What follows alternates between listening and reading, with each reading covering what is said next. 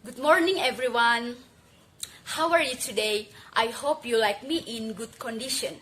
My name is Elizabeth Putri Handayani. You can call me Puput, and I'm from 2B. Now, I will put forward my arguments on two topics.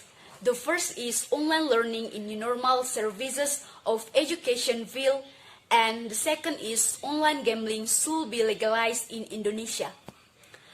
I will explain the first topic about online learning in new normal services of education field, and here I'm on the counter or negative side. Since the COVID-19 pandemic, all activities have been carried out online in various fields, including in the field of education, so that both teachers and students were shocked, especially since this online learning activity was carried out for several months. After waiting for certainty for several months and due to various considerations, there are various regions that are allowed to return to conduct face-to-face learning in new normal but still have to pay attention to health protocols. However, there are educational institutions that return to online learning in new normal for certain reasons. Before I express my opinion, I will first explain the meaning of online learning. Online learning is a learning system that is carried out without face-to-face between teachers and students, but utilizes technology such as laptops, computers, or gadgets, and uses the internet network. The reason I don't agree with online learning because some time ago, Saiful Mujani Research and Consulting, or SMRC, released survey data related to online learning during the COVID-19 pandemic and show 92% of students experience many problems in taking online learning. The survey was followed by respondents aged 17 years and over. In my opinion, the problems experienced by students include what I have mentioned earlier, that online learning must always be connected to the internet network. The problem is that the internet network is not always stable and students are asked to check assignments or hold meetings through the application, while opening the application is quite difficult. And after entering, it doesn't mean that everything runs smoothly, so learning activities are disrupted. Coupled with the fact that we have seen so far that not all regions in Indonesia have a good internet connection, especially in remote areas. In addition, the lack of socialization regarding the application made many students confused because they didn't know how to use the application. Another reason is that online learning requires students to have laptops, computers, or most commonly using gadgets. Even though we know that Indonesian society generally has economic limitations, so that not all students have these communication tools. Of course, to respond to this problem, the school is expected able to find solution or other alternatives so that students can still carry out learning activities. The school may be able to make the best use of school operational assistance funds in order to facilitate the learning activities of underprivileged students. On the other hand, online learning is considered very wasteful because students are also required to always prepare data package so they can access the internet or online learning applications. But there are educational institutions that still require students to pay school fees in full for certain reasons. In addition, online learning makes it difficult for students to understand the material because usually teachers online provide learning material through soft files, but not send detailed materials explanation in the form of videos. Even though we know that offline learning itself, sometimes students find it difficult to understand the material explanation, especially if it is done online. And even though there are students who ask questions, sometimes the teacher only answers the question in the form of explanations that are presented in the text form, so it's still quite difficult to understand. Online learning activities also result in a lack of students' interaction with friends directly, so that they feel bored at home for quite a long time. Even though communication can still be done through social media, but there are students who prefer direct interaction or communication.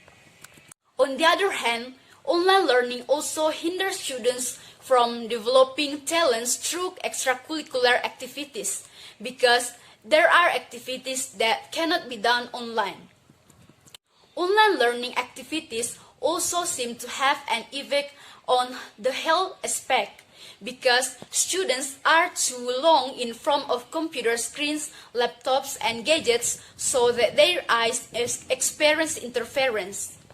This is of course very dangerous, especially if students have experienced eye problems before the implementation of this online learning.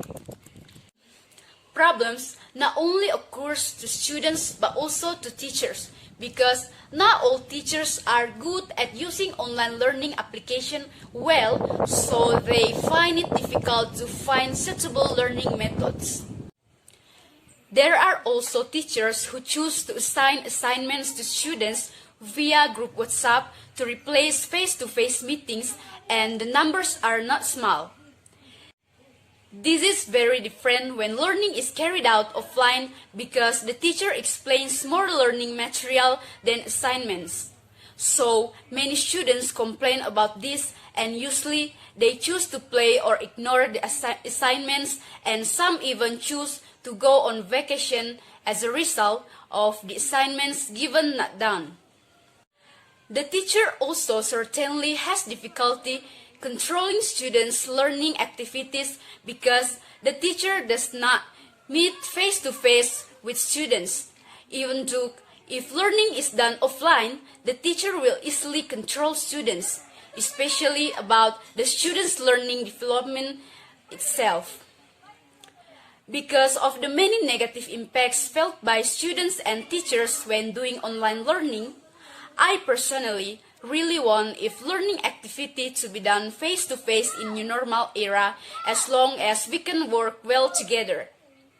And I would like to reiterate what the task force team for handling the COVID-19 has repeatedly said, that the most important thing in preventing the spread of the coronavirus is awareness from ourselves to adopt a healthy lifestyle and comply with regulations regarding preventing the spread of the virus for the sake of ourselves and others. Because there is no point in making rules if we don't care about it. Of course, we hope that this pandemic will end quickly so that both teachers and students can return to the teaching and learning process and educational goals can be achieved. The second topic is about online gambling should be legalized in Indonesia, and as in the first topic, I'm still on the counter or negative side. Of course, we already feel and know that currently technology is getting more sophisticated, but nowadays many people are abusing the technology itself. One of which is by doing online gambling. Before I express my opinion, first, I will explain the meaning of online gambling. Online gambling is basically the same as gambling that is carried out offline. But what sets it apart is that online gambling is carried out using electronic media that must be connected to the internet network, so that we can transact with people who are abroad. Even we could say that online gambling is a gambling activity that very popular today, include in Indonesia. The second topic is about online gambling should be legalized in Indonesia, and as in the first topic, I'm still on the counter or negative side. Of course, we already feel and know that currently technology is getting more sophisticated, but nowadays many people are abusing the technology itself. One of which is by doing online gambling. Before I express my opinion, first, I will explain the meaning of online gambling. Online gambling is basically the same as gambling that is carried out offline.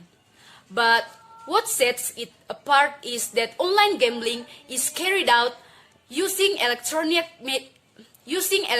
media that must be connected to the internet network so that we can transact with people who are abroad. Even we could say that online gambling is a gambling activity that very popular today, include in Indonesia.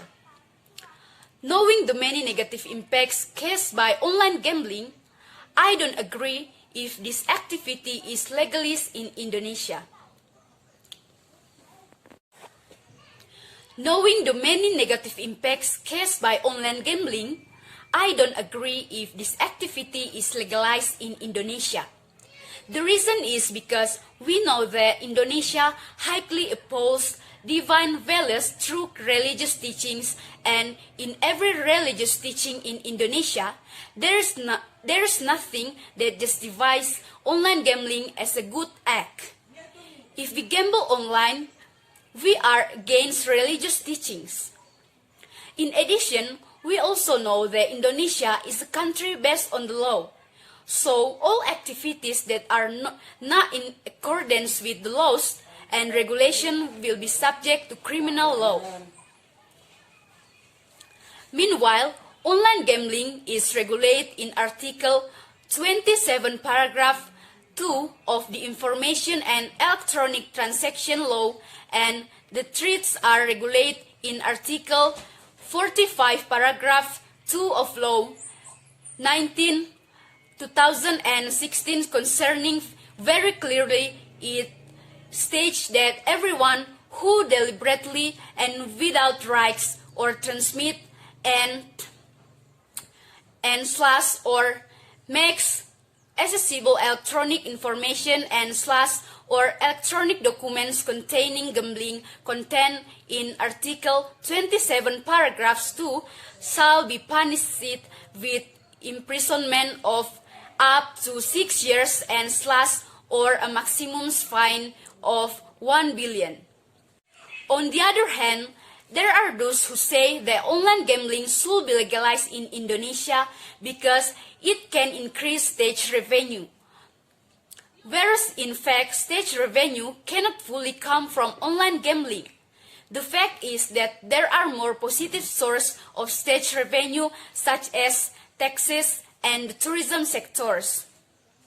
The source of state revenue will be used as expected if the people managing it work properly from conscience. Online gambling is also addictive.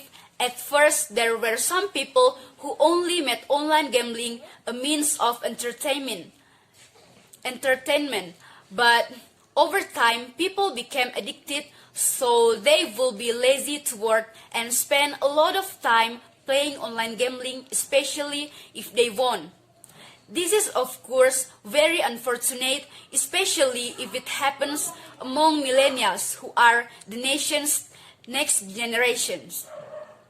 Not only that, if online gambling occurs with men who are married, it will have an impact on the family economy, which is increasingly difficult and often causes spikes because of the wasteful expenses. Many people think that online gambling is very profitable because the transactions are very easy and there is no need to find a quiet place so that it is not known by other people. They can simply access it on the internet, especially if they have a personal online gambling account. In fact, both online and offline gambling don't make people rich. It still makes people suffer quite a lot of losses, and some even make large loans just to do online gambling. Online gambling also usually leads to scams if one is not careful in choosing the right agent. Usually, there are illegal agents who commit fraud and drain the entire balance. There are also agents that are difficult to contact if someone wins in online gambling. As a result, they don't transfer the money. Even if they answer if contacted, they will definitely give many reasons and often answer with harsh words. Things like this are most often encountered by bad bettors in Indonesia. And of course, it will be difficult to find a solution because online gambling activities have not been legalized in Indonesia so far, so that they don't have legal provision. And bettors cannot do anything to follow up on the fraud case because they are unable to report to the authorities. Of the many reasons why those who don't approve of online gambling are legalized in Indonesia, I hope that we don't abuse technology because there are still many positive things we can do to seek profit through social media. Basically, success is not obtained in an easy way but requires struggle. So we should do lawful work even though the results are small. Okay, I think that's all. Thank you very much and have a nice day.